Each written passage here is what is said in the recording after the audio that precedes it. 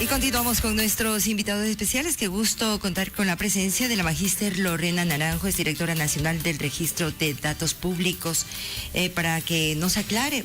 Se ha hablado mucho en esta semana de ya no la utilización de la cédula de identidad, papeleta de votación, copias, porque nosotros como ciudadanos tenemos que tener nuestros documentos personales.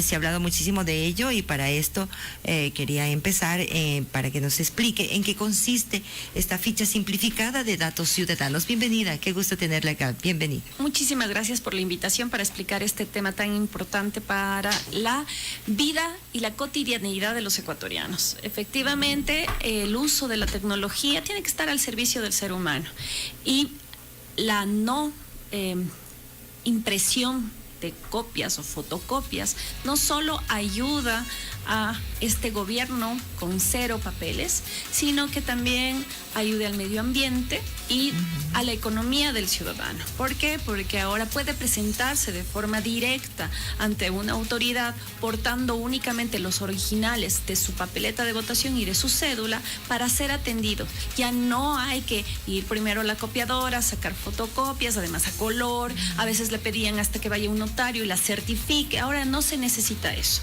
Lo importante es tener los documentos originales, presentarse ante una ventanilla de atención y con estos es suficiente para que el funcionario público le brinde el servicio.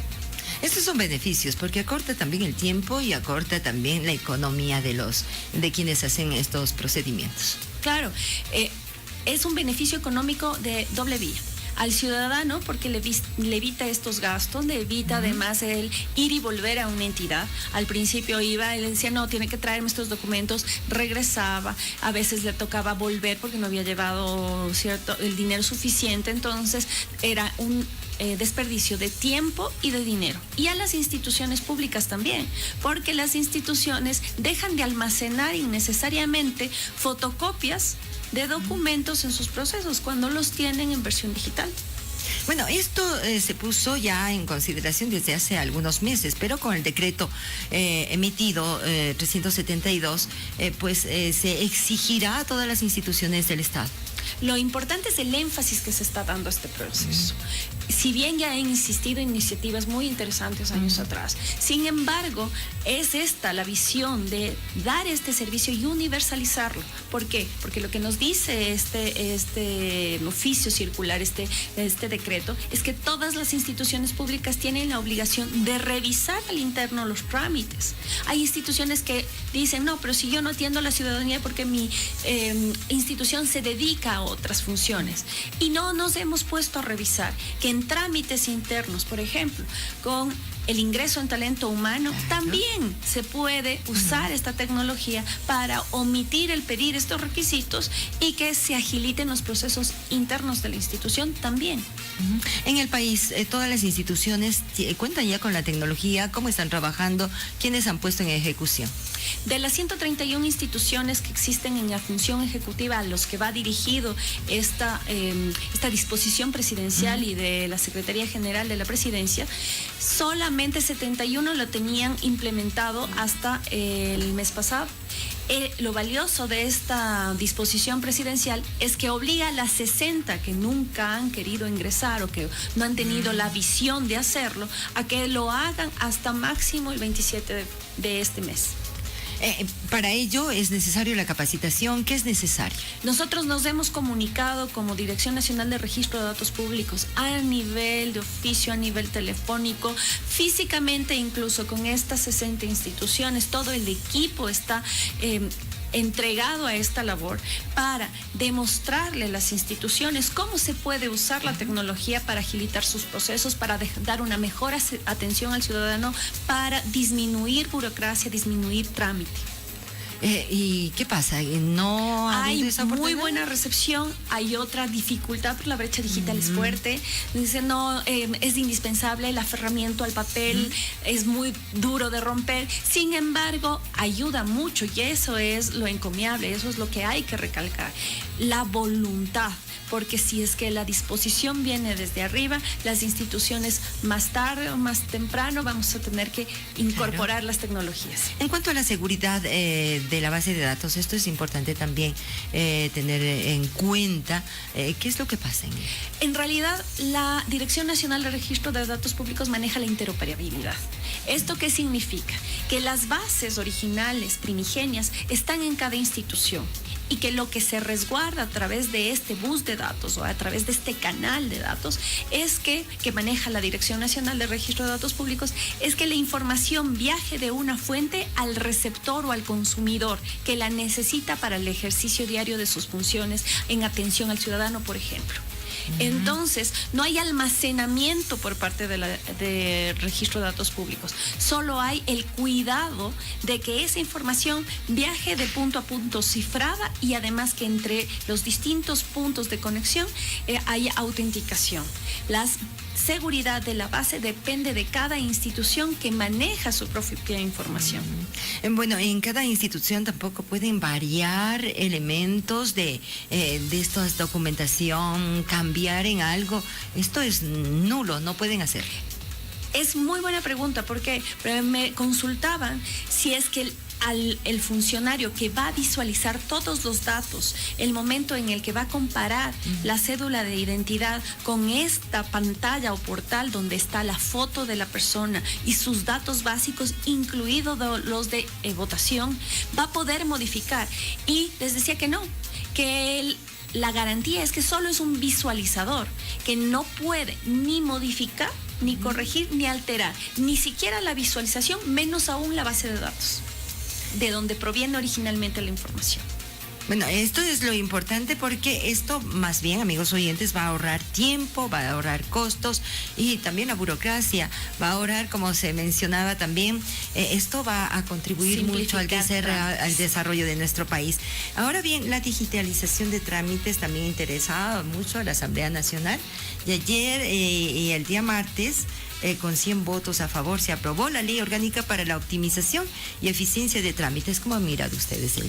Es fundamental para un Estado que va hacia un desarrollo, una construcción de un gobierno electrónico, de un gobierno de la información, que todos sus procesos vayan siendo digitalizados y que en la medida de ello ahorremos y sea un prototipo cero papel, pero que también los procesos sean organizados y eficientes para que haya menor costo para el usuario como para el Estado en la obtención de requisitos, por ejemplo, o en el número de pasos hasta que se pueda brindar el servicio. Entonces, una normativa de simplificación de trámites nos prioriza esto como objetivo nacional y esto repercute económicamente tanto al Estado como al ciudadano. Ahora, en esto, ¿cómo va a trabajar también la DINARDAP? Estamos con la cédula y la papeleta de votación. ¿Y los otros documentos? La idea es entonces que la Dirección Nacional de Registro de Datos Públicos entre en este proceso de simplificación de trámites porque manejamos la interoperabilidad.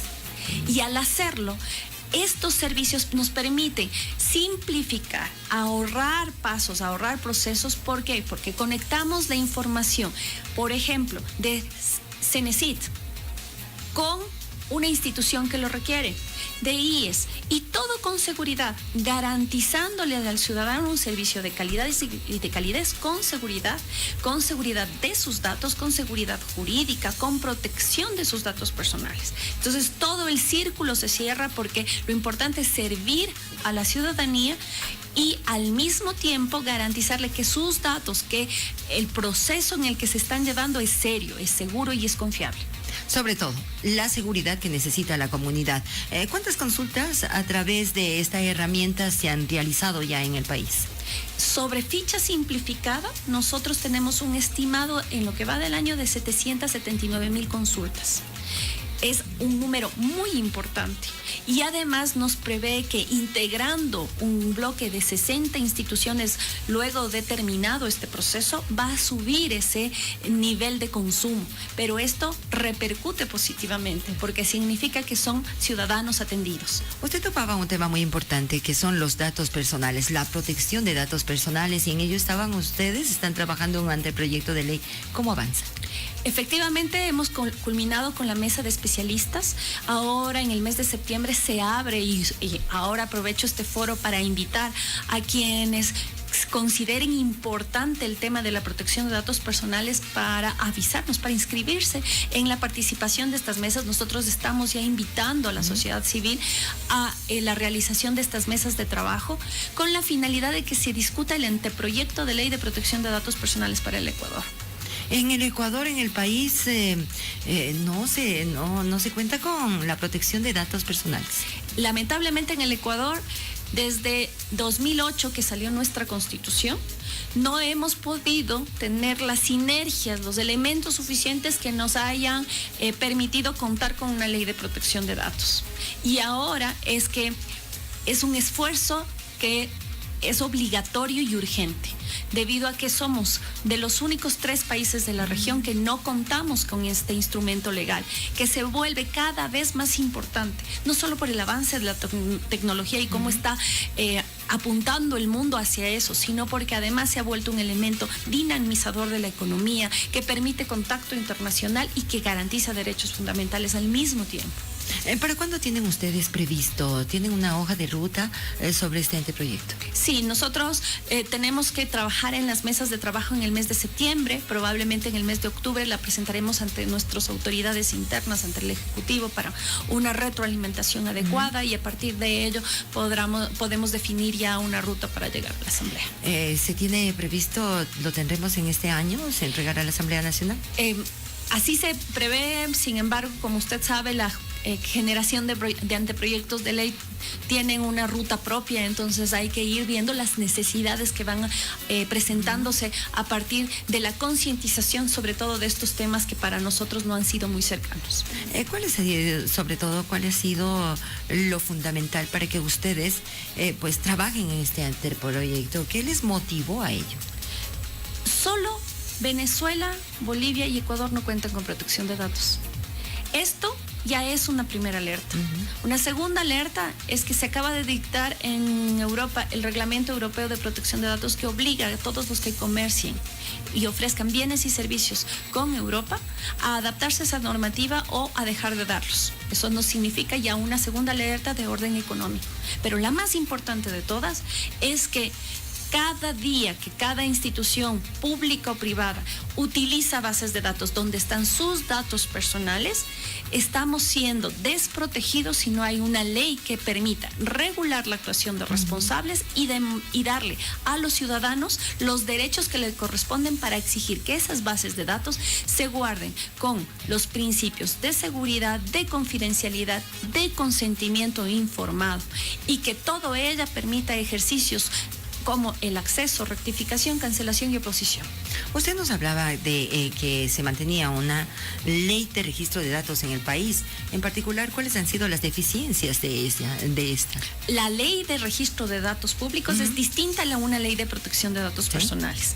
La ley de registro de datos públicos es la que gobierna la interacción que tiene la Dirección Nacional de Registro de Datos Públicos con sus entes adscritos o de los cuales ellos son responsables, que son registros mercantil y en corresponsabilidad con los municipios, registros de la propiedad, además que permite el manejo del Sistema Nacional de Registro de Datos Públicos o SINARDAP.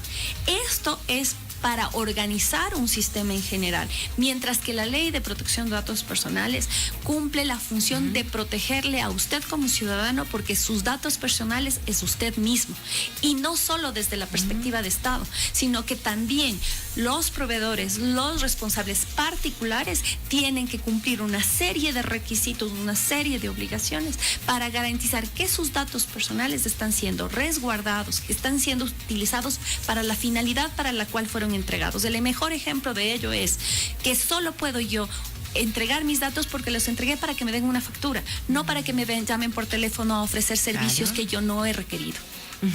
Esto es muy importante también, las mesas con sectores públicos, privados, la academia también, que tiene mucho que ver en esto.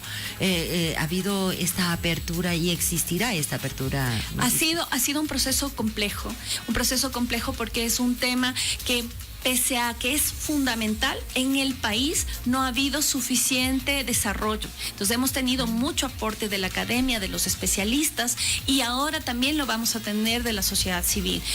Sin duda, en el del espacio de la sociedad civil también está abierto para la academia. Y en ese sentido, también invitamos en este momento a aquellas universidades o aquellos investigadores que estén específicamente atendiendo los temas de desarrollo tecnológico desde cualquier profesión, a que participen y conversemos sobre lo importante de desarrollar una normativa en este sentido. Muchísimas gracias, Magíster, por haber compartido con nosotros en esta mañana. Gracias a ustedes. Muy amable por la a usted. invitación. La Magíster. Dinardap. Trabajamos por sus datos. El gobierno de todos.